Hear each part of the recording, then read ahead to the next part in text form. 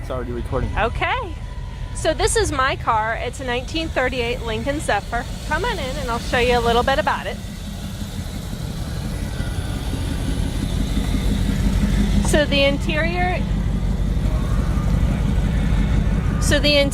of the car is all original, 1938. This is the design that was given to it. The only difference is the material that was used in it. So check it out. It's a two-tone red. They're both vinyl. So this is the vinyl light red, and this is a pattern that's black and red.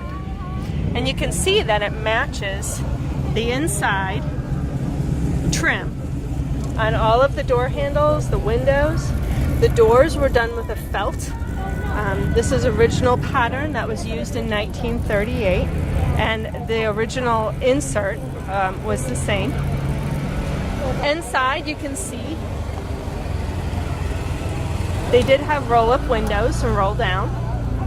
This is the original type of plastic that was used. In 1938, there wasn't a whole lot of plastics that were used in cars, so this was a new luxury type of item to have plastic in it.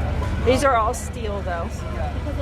And what's inside here, if you want to get a close view of it, is this felt line that's in here for the windows to protect them. As you can see, there's no edge, it's straight glass.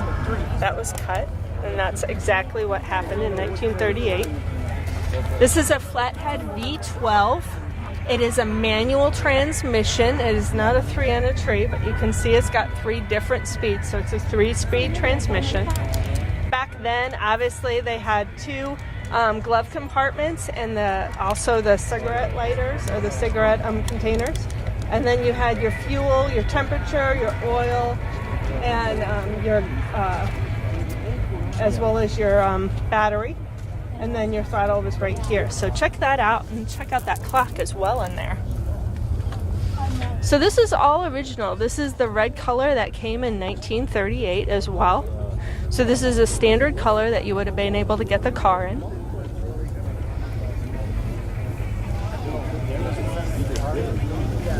And then this is the best feature about this car. Most desired motor for Ford was going to be your flathead V12. And this is the original motor that would have come in the car in 1938. So you can see there's not a whole lot to it. There's no real big mechanical or electrical components to it. And this was considered a luxury item in 1938, so pre-war. It does have a 6-volt battery, so we did not convert it. We actually haven't converted anything on the vehicle, so it's still all original. And come on over here. You can see the attention to detail that was displayed on this car in 1938. There's not a whole lot of brand new cars that do this kind of detail in with the chrome work. And that was the Lincoln Zephyr logo back then. The steel plates. There's only one gentleman who makes these. He's 78 years old. He makes them 1 time a year.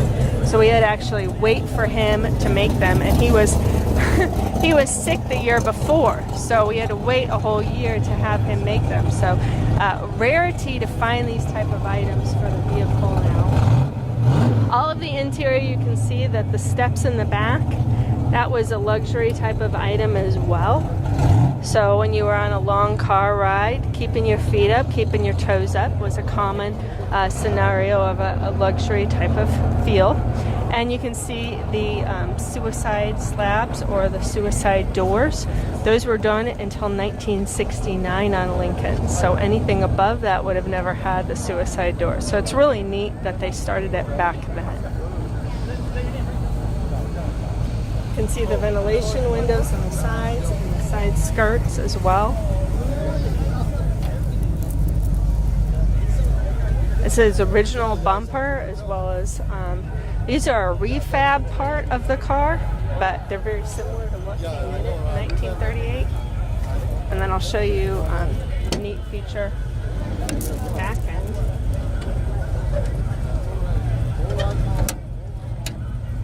So it locks by itself. And then you have the tire, spare tire that comes out. And that actually gives you your trunk space. And you can see the back of the burlap on the inside of the seat. That's the original burlap from 1938 in there. So that's originally what came on the car. We kept all those springs and everything in place. We just added to the stuffing to try to keep it as authentic and as original as possible.